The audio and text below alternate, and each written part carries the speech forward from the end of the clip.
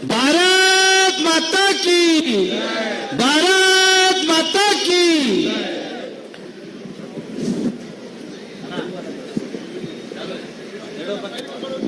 आप सब मेरे साथ बोलेंगे, बोलिए दुर्गा माता की, दुर्गा माता की, वेंकटेश्वर स्वामी जी की।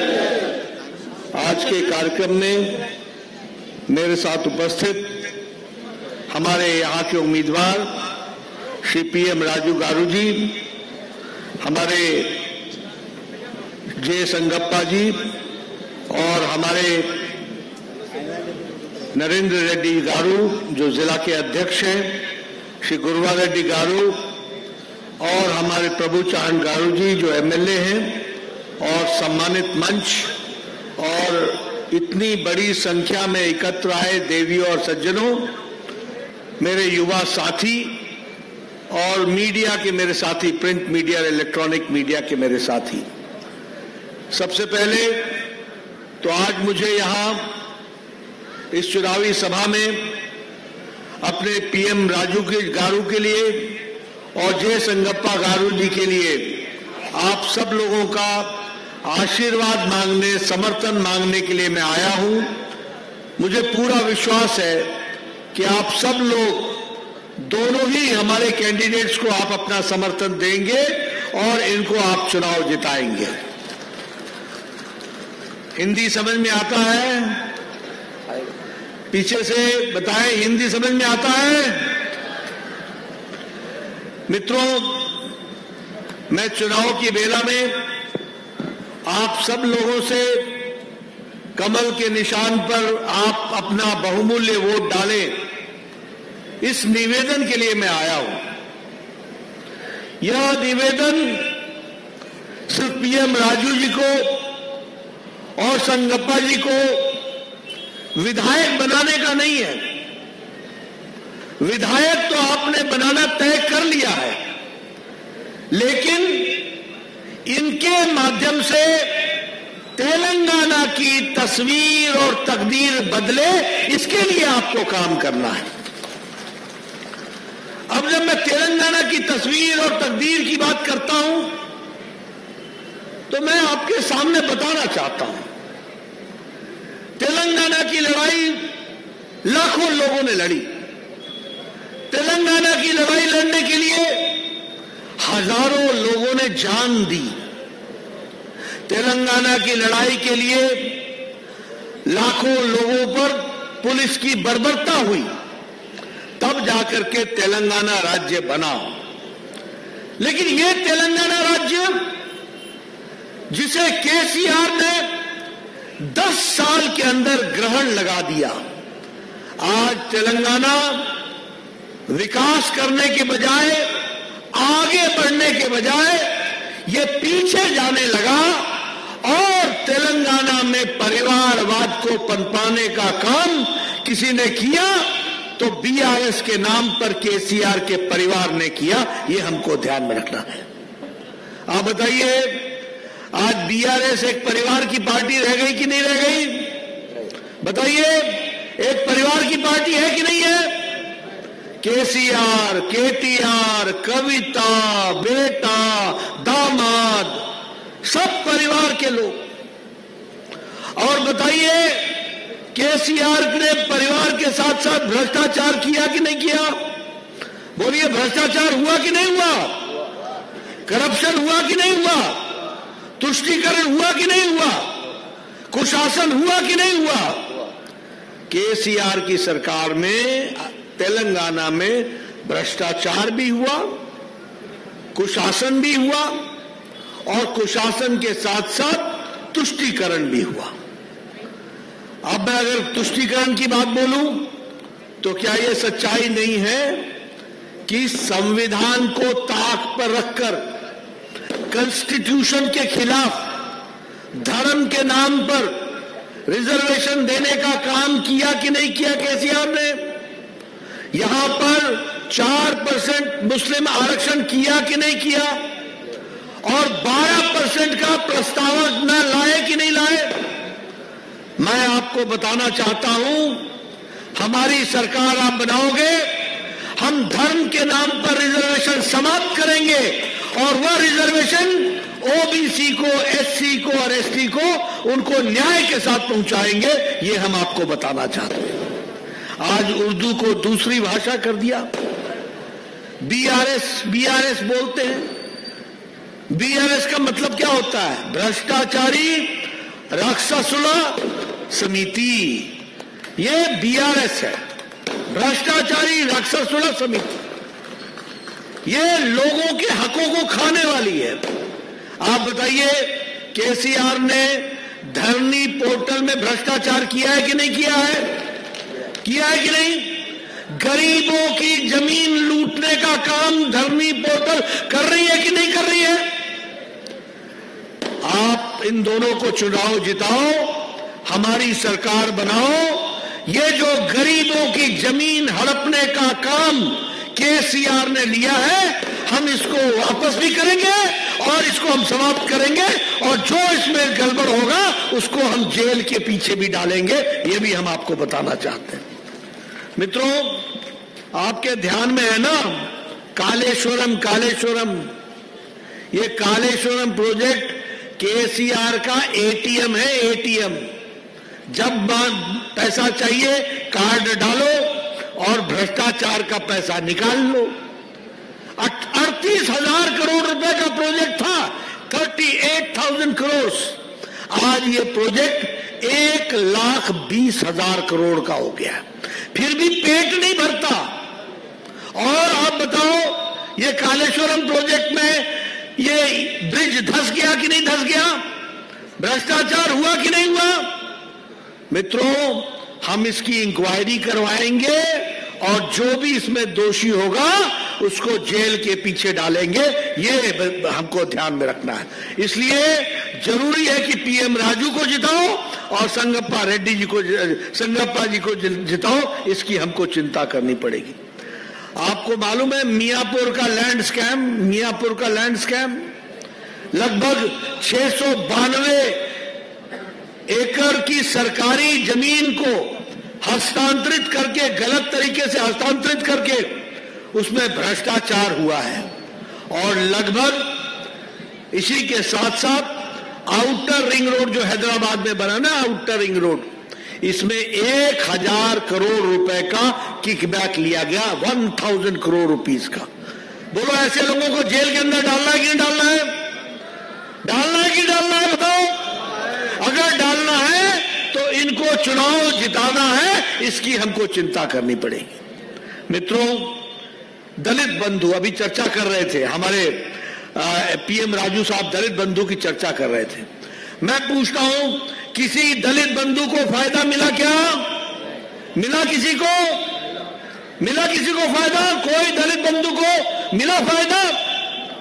30% का कमीशन, 30% कमीशन। और ये हम नहीं बोल रहे, केसीआर ने विधायक दल की बैठक में बोला है कि हमारे एमएलए दलित बंधु में पैसा नहीं दे रहे हैं और 30% का कमीशन ले रहे हैं। यही हाल हमारे इनके विधायकों का रहा है। इसी तरीके से काम यहां पर हुआ है। मित्रों, क्या यह सच्चाई नहीं है कि मोदी जी ने प्रधानमंत्री फसल बीमा योजना में फसल का बीमा यानी फसल का इंश्योरेंस कराने के लिए पैसा भेजा था? क्या यह सच्चाई नहीं है कि केसीआर ने फसल बीमा योजना को रोक दिया? ऐसे लोगों को 30 तारीख को तुमने रोक देना और इन लोगों को प्रधानमंत्री ग्रामीण आवास योजना हम चाहते हैं। प्रधानमंत्री चाहते हैं 4 करोड़ लोगों को घर बना करके दिया जाए और 20 लाख से ज्यादा घर तेलंगाना में बने। प्रधानमंत्री ने सैंक्शन कर दिया, मोदी जी ने सैंक्शन कर दिया, लेकिन यहां आपके केसीआर ने उसका नाम बदल दिया, 2 BHK कर दिया। और मैं आपसे पूछता हूं, किसी को मिला 2 BHK का मकान? किसी को मिला 2 BHK का मकान? ये भ्रष्टाचार करने वाले लोग, मैं आपसे निवेदन करूंगा, बीजेपी को जिताइए, हमारे साथियों को जिताइए और फिर से विकास के काम को आगे बढ़ाइए। ये हमको ध्यान में रखना होगा। आप बताओ, मोदी जी का आपके मोबाइल पर 5G चलता है कि नहीं? चलता है कि नहीं? 5G, मोदी जी का 5G चलता है। यहां भी एक 5G चलता है। यहां कौन सा? यहां केसीआर का 5G चलता है। क्या है वो 5G? पहला है जी फॉर गरीबी, दूसरा है जी फॉर घोटाला, तीसरा है जी फॉर घपलेबाजी, चौथा है जी फॉर घूसखोरी और पांचवा है जी फॉर गुंडागर्दी। ये है 5G केसीआर का। बोलिए, ऐसे गुंडाराज को, घपलेबाज को, घूसखोरी को ऐसी सरकार चलने देनी है क्या? चलने देनी है क्या? मैं इधर से सुनना चाहता हूं, चलने देनी है क्या? नहीं चलने देनी है तो हमारे साथियों को चुनाव जिताना ये आपकी जिम्मेवारी बनेगी, ये हम आपको कहना चाहते हैं। मैं एक बात बताना चाहता हूं, अगर आपको प्रदेश में महिलाओं का सम्मान चाहिए, महिलाओं को स्वावलंबन बनाना है तो भारतीय जनता पार्टी जरूरी है। अगर युवाओं को अवसर देना है तो भारतीय जनता पार्टी जरूरी है। अगर भ्रष्टाचार को जड़ मूल से मिटाना है तो भारतीय जनता पार्टी जरूरी है। अगर अन्नदाताओं को ताकत देनी है तो भारतीय जनता पार्टी जरूरी है। अगर बेरोजगारों को रोजगार देना है तो भारतीय जनता पार्टी जरूरी है। मैं यहां यह भी आपसे कहना चाहूंगा कि तेलंगाना राज्य में पूरी तरीके से जो भेदभाव चल रहा है उस भेदभाव को समाप्त करके सबका साथ, सबका विकास, सबका विश्वास, सबका प्रयास, इसको हम आगे बढ़ाएंगे। मैं आपसे पूछना चाहता हूं, बताइए, मोदी जी के राज में देश आगे बढ़ा है कि नहीं बढ़ा है? बढ़ा है कि नहीं बढ़ा है? आगे गया है कि नहीं गया है? आज भारत 5वें नंबर की इकोनॉमी बन गई, 5th नंबर की इकोनॉमी, 11वें स्थान से ब्रिटेन को पछाड़ के 5th नंबर की फास्टेस्ट ग्रोइंग इकोनॉमी बन गई। और अभी आपने इनको चुनाव जिताना और 2024 के मई में मोदी जी को फिर से लाना, 2 साल के अंदर 27-28 तक भारत 3रे नंबर की इकोनॉमी बन जाएगी, 3रे नंबर की अर्थव्यवस्था बन जाएगी। आप लोगों के पास जो मोबाइल है ना, आपके सबके पास मोबाइल है, 9 साल पहले इस पे लिखा होता था मेड इन चाइना। आज आपके मोबाइल पे लिखा होता है मेड इन इंडिया। ये है अंतर। आज ऑटोमोबाइल इंडस्ट्री में भारत 3रे नंबर की मार्केट बन गया, 3रे नंबर की मार्केट।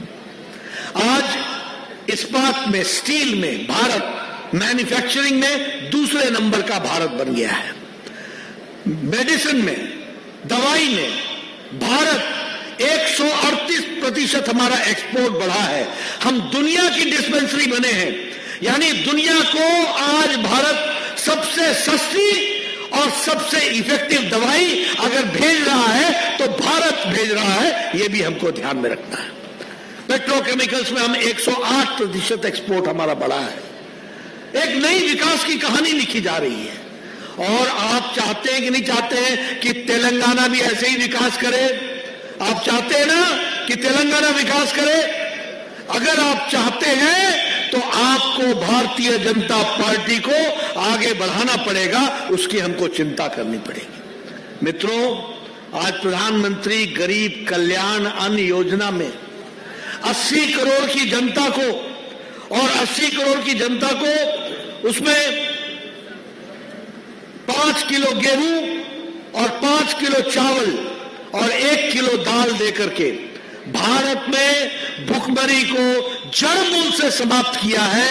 और आज 13.5 करोड़ लोग, 13.5 crore people are now above the BPL, below poverty line से ऊपर उठ गए हैं और वो अबव पॉवर्टी लाइन में पहुंच गए हैं। इसको भी हमको ध्यान में रखना है। इसलिए विकास के जो नए आयाम है, उस विकास के नए आयाम के साथ अपने आप को हमको जोड़ करके चलना है। इस साल हम लोगों ने मोदी जी ने तय किया है 10 लाख करोड़ रुपए सिर्फ इंफ्रास्ट्रक्चर पे खर्च होगा। और उसी तरीके से 6 लाख लोगों को पिछले 6 महीने में मोदी जी ने सरकारी नौकरी दी है, ये भी हमको याद रखना होगा। और इसीलिए चाहे प्रधानमंत्री आवास योजना हो, प्रधानमंत्री गरीब कल्याण अन्न योजना हो, प्रधानमंत्री स्वच्छता अभियान हो, प्रधानमंत्री उज्ज्वला योजना हो, प्रधानमंत्री उजाला योजना हो, प्रधानमंत्री सौभाग्य योजना हो, ये सभी योजनाएं गांव, गरीब, वंचित, पीड़ित, शोषित, अनुसूचित जाति, अनुसूचित जनजाति, हमारे महिला, युवा, किसान, इनको ताकत दे रहे हैं और इनको आगे बढ़ाने का काम कर रहे हैं। आप चाहते हैं ना कि तेलंगाना में भी ये विकास हो, आप चाहते हैं ना कि महिलाओं का विकास हो, आप चाहते हैं कि युवाओं का अवसर मिले, तो जरूरी है कि कमल पर 30 तारीख को बटन दबाकर हमारे साथियों को आप चुनाव जिताएं, ये हमारा आपसे निवेदन है। मित्रों, मैं यहां आपको ये भी बताना चाहता हूं, आयुष्मान भारत, कभी सोचा था कि देश के 50 करोड़ लोग और आपके यहां तेलंगाना में 26 लाख फैमिली, 26 लाख फैमिलीज, और कौन है ये? गरीब लोग हैं, रेड़ी वाला, फेड़ी वाला, रिक्शा वाला, ठेला वाला, बस का ड्राइवर, बस का क्लीनर, बाल काटने वाला हमारा बार्बर, हमारे लिए काम करने वाला रैक पिकर, जो कूड़ेदान से प्लास्टिक इकट्ठा करते हैं, ऐसे लोगों को मोदी जी ने 5 लाख रुपए का सालाना हेल्थ कवर गंभीर बीमारी से लड़ने के लिए दिया है, यह भी हमको याद रखना चाहिए। उसी तरीके से जल जीवन मिशन, आज तेलंगाना में 38 लाख लोगों के घरों में जल में नल का जल पहुंचाने का काम हमारे मोदी जी ने जल जीवन मिशन में किया है। और उसी तरीके से पिछले 9 सालों में तेलंगाना के लिए 5 लाख करोड़ रुपए इंफ्रास्ट्रक्चर में खर्च हुआ है। लगभग 2500 किलोमीटर की सड़क डबल लेन बनी है, दुगनी बनी है, ये भी हमको ध्यान में रखना है। और लगभग इसमें 1 लाख करोड़ रुपए खर्च हुए हैं। 250 किलोमीटर की रेलवे लाइन बनी है। और इसी के साथ साथ आपके यहां Ramagundam fertiliser and chemicals limited, इसको फिर से चालू किया है और इसमें प्रधानमंत्री जी ने 6,338 करोड़ रुपए खर्च करके इस फैक्ट्री को फिर से चलाया है रामागुंडम में। इसको भी हमको ध्यान रखना चाहिए। इसलिए आप ध्यान में रखिए, हमारी सरकार यहां न होने के बावजूद हमारे मोदी जी तेलंगाना के विकास के लिए हमेशा काम कर रहे हैं। आप बताइए, वंदे भारत ट्रेन सिकंदराबाद से विशाखापट्टनम चल रही है कि नहीं चल रही है? आप बताइए, सिकंदराबाद से तिरुपति वंदे भारत ट्रेन चल रही है कि नहीं चल रही है? आप बताइए, हैदराबाद बेंगलुरु वंदे भारत ट्रेन चल रही है कि नहीं चल रही है? मित्रों, ये विकास का काम हुआ है। हमारे प्रभु चौहान जी जो एमएलए हैं, ये कर्नाटक से आए हैं, इनसे पूछो। आजकल हमारे केसीआर बोलते हैं कि हम आपको ये देंगे वो देंगे, कांग्रेस पार्टी वाले बोलते हैं हम ये देंगे वो देंगे। मैं प्रभु जी से पूछना चाहता हूं, प्रभु जी आपको फ्री इलेक्ट्रिसिटी मिल गई कर्नाटक में? मिली? लोग वहां इंतजार कर रहे हैं। मैं हिमाचल से आता हूं, वहां बेरोजगार इंतजार कर रहे हैं। उसी तरीके से ये महिलाओं को मुफ्त में बस में चढ़ना मिला? अभी तक नहीं मिला। यानी झूठे वायदे, ऐसे झूठे वायदे करने वाले पार्टी, जिसको अब बोलते थे बेरोजगारी भत्ता देंगे, बेरोजगारी भत्ता मिल रहा है प्रभु जी? आप बताइए, कहा था कि हम आपके विकास के लिए 24 घंटे बिजली देंगे, आज 4 घंटे बिजली मिल रही है, ओनली 4 आवर्स। ये कर्नाटक का हाल हो गया है। तो केसीआर और कांग्रेस, ये दोनों ही पार्टियां लोगों को गफलत में डालती हैं और लोगों को, हमारे बीच में हमारे रामचंद्र गारू जी भी आए हैं, ये हमारे कैंडिडेट हैं, इनको भी हम जोरदार तालियों के साथ इनका स्वागत करेंगे। इसलिए मित्रों, मैं आपको बताना चाहता हूं कि यहां कोई विकास नहीं होगा, यहां कोई विकास की गारंटी नहीं है। ये कांग्रेस पार्टी वाले बोलते हैं हम गारंटी देते हैं, हम गारंटी देते हैं। ये केसीआर बोलता है मैं गारंटी देता हूं, गारंटी देता हूं। मैं पूछता हूं 2 BHK मकान बन गए क्या? दलित बंधु में पैसा मिला क्या? विकास हुआ क्या? मियापुर में जमीन हड़पी गई कि नहीं? हड़पी गई कि नहीं? आप बताइए, भ्रष्टाचार हुआ कि नहीं? ये चाहे केसीआर हो चाहे कांग्रेस हो, एक बात की गारंटी है, एक बात की गारंटी है, और वो गारंटी इस बात की है कि जब कांग्रेस की सरकार आएगी और कर्नाटक जो कर्नाटक में कांग्रेस की सरकार है वो अगर तेलंगाना में आएगी और अगर केसीआर की सरकार रहेगी तो परिवारवाद और भ्रष्टाचार की गारंटी पक्की है। ये मैं जरूर आपको बोलना चाहूंगा।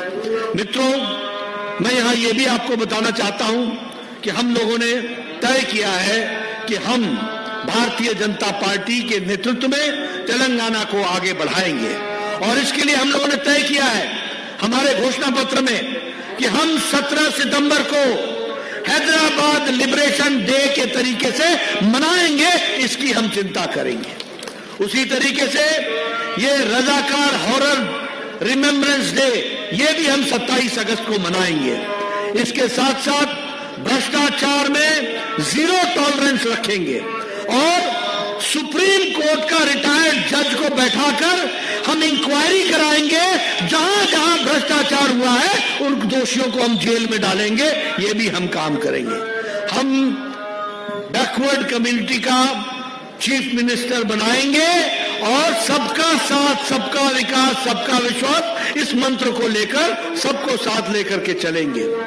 ये जो असंवैधानिक तरीके से रिजर्वेशन दिया गया है धर्म के आधार पर, यह समाप्त करेंगे और ओबीसी, एससी और एसटी को यह रिजर्वेशन दिलाएंगे, इसकी भी हम चिंता करेंगे। इसके साथ साथ पेट्रोल पर वैट हम कम करेंगे ताकि पेट्रोल और डीजल सस्ता हो, इसकी हम चिंता करेंगे।